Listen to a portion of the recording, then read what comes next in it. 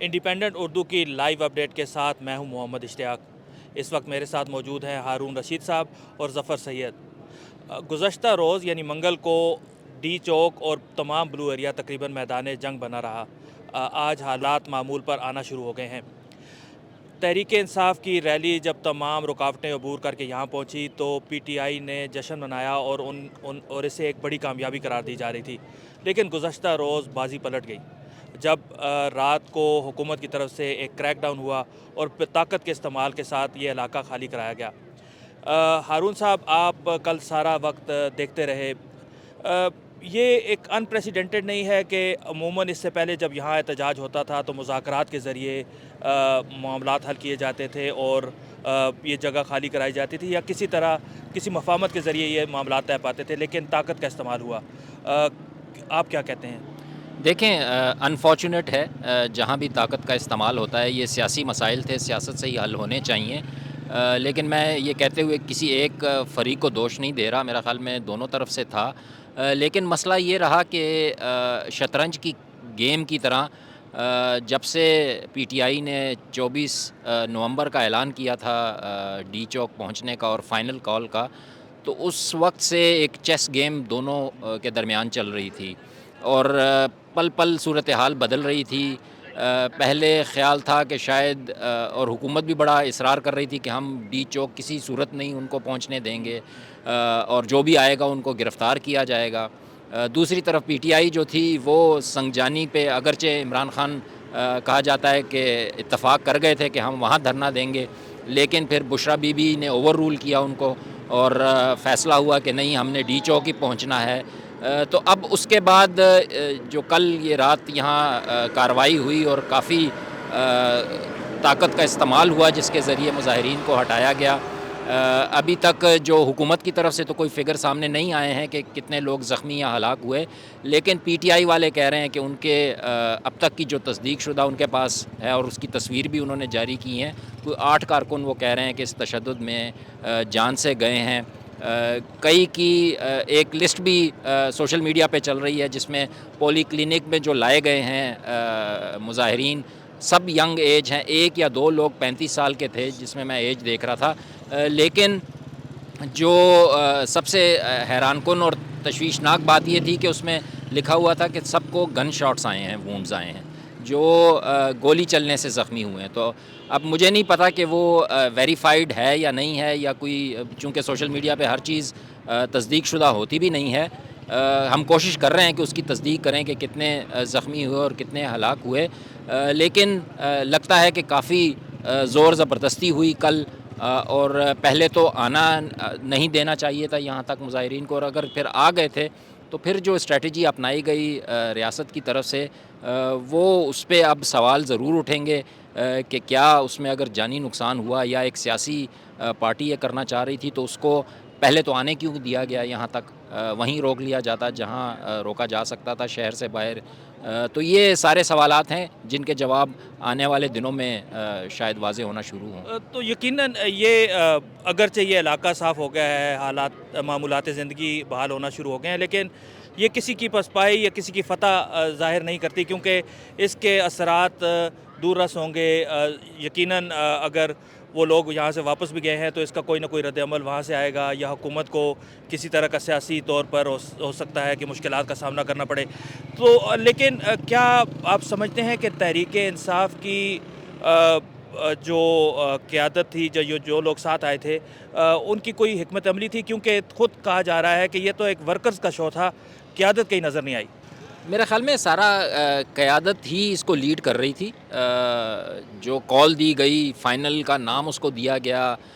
Workers کو excite کرنے کے لیے، اور اس امید میں کہ اس احتجاج کے نتیجے میں وہ عمران خان کو ضروری رہا کروا دیں گے۔ کوشش تو انہوں نے اپنی طرف سے بھرپور کی، لیکن جتنے لوگ ساتھ آئے، ورکر آئے، وہ کون تھے، ان کی کمٹمنٹ کیا تھی، کس طرح سے ان کو موبلائز کیا گیا، جو حالات تھے، جو حکومت ڈرا دھمکا رہی تھی، جو جس طرح کا وہ ان کو کہہ رہی تھی کہ ان کے خلاف کیسز ہوں گے اور سارا کچھ ہوگا، تو اس میں جتنے بھی لوگ لے کے آئے، اگر آپ دیکھیں تو وہ لوگ پھر ڈی چوک پہنچے اور وہ قیادت کی کال پر ہی پہنچے، اور انہوں نے اپنی کمٹمنٹ دکھائی قیادت کے ساتھ، لیکن پھر اب سوال یہ اٹھائے جا رہے ہیں کہ کل رات پھر علی امین گنڈاپور اور جو بشرا بی بی ہیں وہ ان کو اسی طرح بیچ منجھدار چھوڑ کر گاڑی میں بیٹھ کے چلے گئے. تو وہ بھی سوال اٹھیں گے کہ کیا یہ صحیح اسٹریٹجی تھی؟ اگر ورکر گرفتار ہو رہا تھا، اگر ورکر مارا جا رہا تھا، مار کھا رہا تھا، تو پھر لیڈرز کو بھی وہاں موجود ہونا چاہیے تھا، ان کے ساتھ ہونا چاہیے تھا. بٹ اب وہ اس کو کوئی سپن دیں گے، اسٹریٹجی کا ایک حصہ قرار دیں گے کہ ہم گرفتاری اس لیے نہیں دی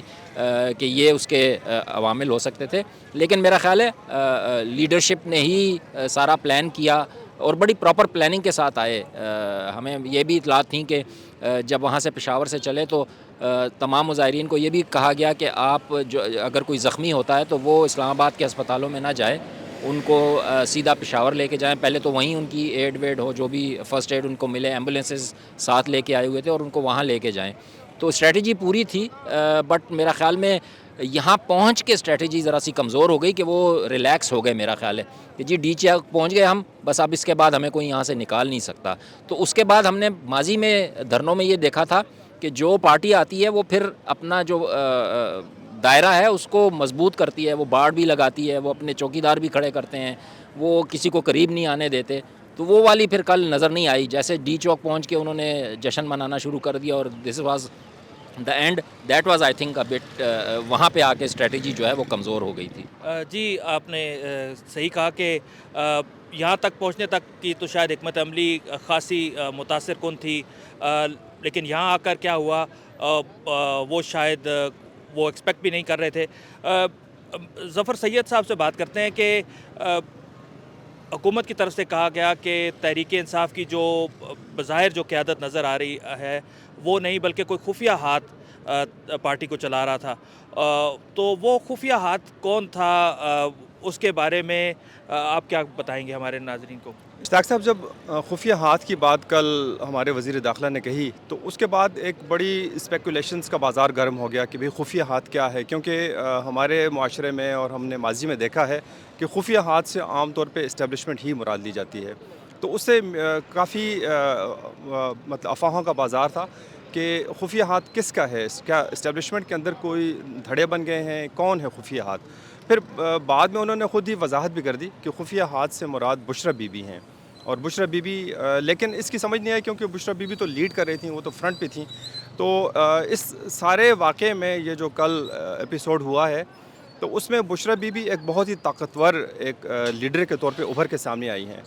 کیونکہ یہ جو مظاہرہ ہوا ہے اس کی کال بھی انہوں نے دی. ایک انہوں نے ویڈیو پیغام انہوں نے ریکارڈ کرایا جو کہ کنٹروورشل رہا، جس میں ان کے کچھ ریمارکس جو تھے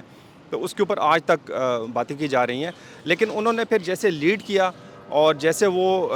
کنٹینر پہ چڑھ کے اور جیسے وہ اپنے کارکنوں کا جوش بڑھاتی رہیں اور ان کو ساتھ لے کے آتی رہیں، اور ہمیں یہ نظر آ رہا تھا کہ وزیر اعلیٰ جو ہیں گنڈاپور تو وہ تھوڑے سے بجھے ان کے سامنے نظر آئے. تو بشرا بی بی نے ٹیک اوور ایک طرح سے کر لیا ہے، وہ بالکل فرنٹ پہ لیڈ کر رہی تھیں. اور یہ بھی تھی مطلب اسپیکولیشنز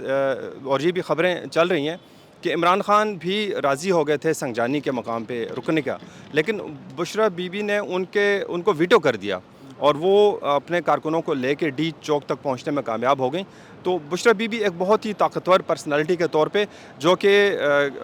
جھکنے والی نہیں اور رکنے والی نہیں، ایک انہوں نے اپنا یہ امیج کریٹ کیا اور جیسے وہ اپنے کارکنوں کا جوش بڑھاتی رہیں کل اور فرنٹ سے انہوں نے لیڈ کیا ہے. تو یہ میرے خیال سے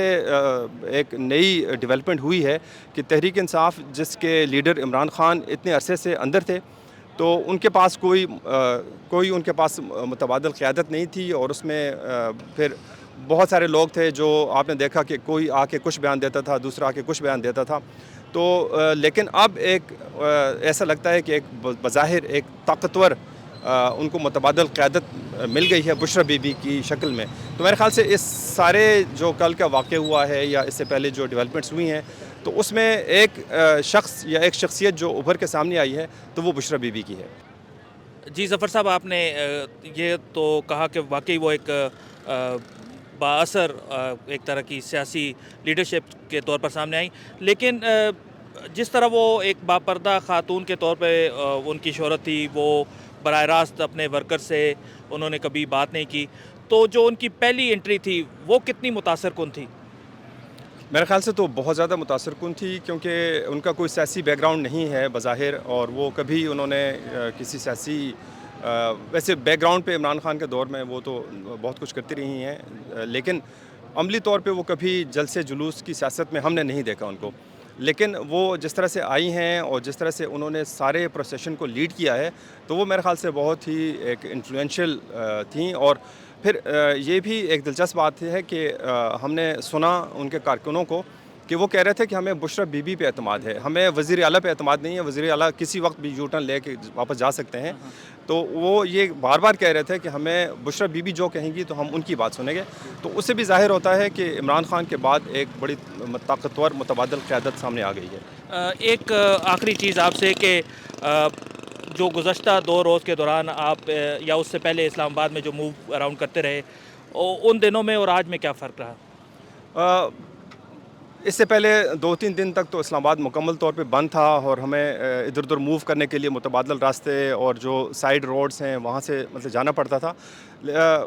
آج یہ فرق تھا کہ آج چونکہ میڈیا پہ اور حکومت کی جانب سے اعلانات ہوئے کہ سڑکیں کھل گئی ہیں اور سارا شہر جو ہے وہ کلیئر ہو گیا ہے، تو اس وجہ سے نسبتاً زیادہ لوگ نکلے. لیکن ابھی پوری طرح سے راستے نہیں کھلے، راستے جزوی طور پہ کھلے ہیں. کئی جگہوں پہ کنٹینر ہیں جہاں صرف ایک گاڑی گزر سکتی ہے. تو چونکہ زیادہ تعداد میں لوگ نکل آئے ہیں آج، تو آج صبح مجھے بھی خود آفس آتے ہوئے کافی مشکل کا سامنا کرنا پڑا، کیونکہ صرف ایک گاڑی کا راستہ ہے، وہاں پہ اگر 100 گاڑیاں آ جاتی ہیں تو وہ پھر راستہ بلاک ہو جاتے ہیں. تو یہ ایک مجھے پچھلے دنوں کے مقابلے میں ایک یہ نظر آیا ہے. اور اس کے ساتھ ساتھ انٹرنیٹ کا بھی وعدہ کیا گیا تھا کہ جی بحال ہو جائے گا. کنٹینر کے لیے تو چلیں آپ کو کرین چاہیے ہوتی ہے، وہ ارینج کرنے میں ٹائم لگ سکتا ہے، لیکن انٹرنیٹ کا جو ٹوٹی ہے وہ کھولنے میں تو کوئی زیادہ ٹائم نہیں لگتا. نلکا آپ کھول دیں. اب تو اگر حالات آپ سمجھتے ہیں کہ قابو میں ہیں، تو لوگ ایکسپیکٹ کر رہے تھے کہ انٹرنیٹ بھی ہو جائے گا بحال، لیکن وہ بھی ابھی تک نہیں ہوا. آپ نہ امیجز ویڈیوز نہ ڈاؤن لوڈ کر سکتے ہیں نہ اپلوڈ کر سکتے ہیں. تو وہ خاص کر صحافیوں کو، ہم جیسے لوگوں کو کافی اس سے مشکل پیش آ رہی ہے. تو حالات مکمل طور پر ابھی واپس نہیں آئے ہیں نارمیلٹی پہ. اگرچہ پی ٹی آئی نے اعلان کر دیا ہے کہ ان کا جو احتجاج تھا وہ اب منسوخ ہے. اب اگلی اسٹریٹجی ان کی کیا ہوتی ہے وہ پشاور میں بیٹھ کے مشاورت ہوگی، اور اس کے بعد وہ سامنے آئیں گے کہ وہ اس جو دباؤ وہ بنانا چاہ رہے تھے وہ بنا یا نہیں بنا، اور اس کے اب نتیجے میں وہ کیا آگے اسٹریٹجی اپنائیں کہ جس میں ورکر بھی محفوظ رہے اور جو ان کے مقاصد ہیں وہ بھی حاصل ہو جائیں. ہارون صاحب، آخر میں اگر مختصراً یہ بتائیں کہ ویسے تو احاطہ کیا گیا کہ تحریک انصاف نے اچھے طریقے سے پلان کی تھی یا نہیں کی تھی، لیکن انہوں نے ایک اس ریلی کو ایک فائنل کال قرار دیا، اور حکومت کی طرف سے اسے ایک مس کال کہا جا رہا ہے. مختلف طرح کی میمز بھی بن رہی ہیں. تو کیا اسے فائنل کال قرار دینا درست تھا، اور اب آگے آپ آئندہ آنے والے دنوں، ہفتوں، مہینوں میں کیا دیکھتے ہیں؟ آئی تھنک یہ اشتیاق صاحب پی ٹی آئی کی ڈسپریشن زیادہ ظاہر کر رہی تھی، اور لگتا ہے کہ عمران خان کو کافی جیل کے اندر اس وقت غصہ ہے اپنی قیادت اور اپنی پارٹی کے ورکرز پر، کہ ان کو 1.5 سال ہو گیا جیل میں، اور وہ ان کو نکالنے کے لیے کوئی اسٹریٹجی اتنی افیکٹو نہیں بن پا رہی جتنی ہونی چاہیے. تو انہوں نے، مجھے لگتا ہے کہ ڈسپریشن میں ہی یہ کال کی تھی کہ شاید اس کے پریشر کی وجہ سے حکومت جو ہے وہ کچھ کمزور پڑ جائے گی اور ان کو رہا کر دے گی. وہ تو نہیں حاصل ہوا، لیکن اس سارے 3-4 دن کے اس میں ایک اور اہم سوال میرے خیال میں کافی اس پہ بات ہونی چاہیے کہ پاکستان کا جو مین سٹریم میڈیا تھا، ٹی وی چینلز تھے، نیوز چینلز تھے، ان کی کوریج کیسی رہی. جو لوگ سوشل میڈیا پہ، مجھے ظفر صاحب ہی بتا رہے تھے کہ انہوں نے اس طرح کا دیکھا کہ جو لوگ انٹرنیٹ یا اس کو اتنا فالو نہیں کرتے، تو گھروں پہ وہ ٹی وی دیکھ رہے تھے اور ان کو یہ اندازہ ہی نہیں تھا کہ وہ ڈی چوک پہنچ چکے ہیں. وہ سمجھ رہے تھے کہ ابھی بھی وہ کہیں جی ٹی روڈ پر یا موٹر وے پہ قافلہ آ رہا ہے. تو ظفر صاحب کہہ رہے ہیں کہ مجھ سے پوچھ رہے تھے لوگ کہ جی وہ پہنچے کہ نہیں پہنچے. تو یہ حال تھا. انٹرنیٹ کا جو حال ہے وہ تو ہم نے بتا دیا آپ کو. تو ایک اور پھر جب مطلب میڈیا پہ اتنا زیادہ کنٹرول ہو اسٹیٹ کا، ریاست کا، کہ آج کے بعض اخباروں کی ہیڈ لائنز بھی بڑی تشویشناک تھیں. ایک جو قومی اخبار اپنے آپ کو قرار دیتا ہے، اس میں لگی ہوئی تھی کہ پی ٹی آئی کے ورکرز دم دبا کر بھاگ گئے. اب اس طرح کے بیانات ایک سیاسی لیڈر تو دے سکتا ہے، لیکن کیا